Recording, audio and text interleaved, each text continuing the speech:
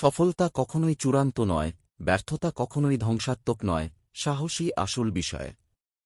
যদি তুমি স্বপ্ন দেখতে পারো, তবে তা বাস্তবায়নও করতে পারো। তোমার ভবিষ্যৎ তোমার বর্তমান অভ্যাসের ওপর নির্ভর করে। মহাত্মা গান্ধী। ব্যর্থতা মানে হারিয়ে যাওয়া নয়, এটি সাফল্যের পথে একটি ধাপ মাত্র। সমস্যার মধ্যে সুযোগ লুকিয়ে থাকে। নিজেকে পরিবর্তন করো, পৃথিবী নিজেই বদলে যাবে। বড় স্বপ্ন দেখো, বড় কাজ করো। সুখ এক মুহূর্তের বিষয়, কিন্তু শান্তি হল চিরস্থায়ী।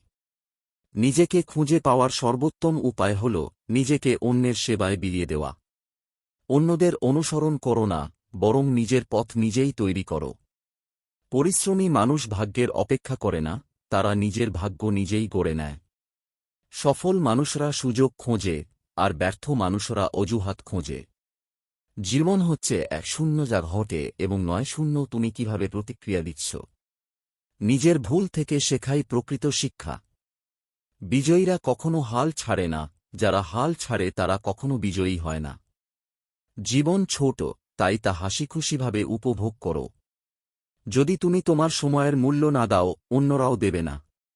তুমি যা চিন্তা করো, তাই তুমি হয়ে যাও।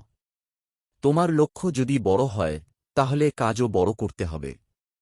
নেতা হওয়া মানে অন্যদের সঠিক পথে পরিচালিত করা। কঠিন সময়ই প্রকৃত চরিত্র গঠনের সুযোগ দেয়। যে পরিবর্তনকে ভয় পায়, সে কখনো উন্নতি করতে পারে না। সত্যিকারের শক্তি আসে যখন তুমি নিজের দুর্বলতাকে মেনে নাও।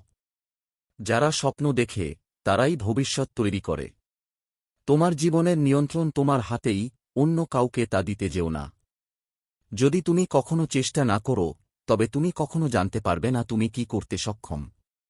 কঠিন পরিশ্রম প্রতিভার বিকল্প হতে পারে। যত বেশি তুমি শিখবে, তত বেশি তুমি উপার্জন করবে। যারা নতুন কিছু শেখে না, তারা জীবনের উন্নতি করতে পারে না। অন্যদের অনুপ্রাণিত করো, কারণ সফলতা একা উপভোগ করার জিনিস নয়।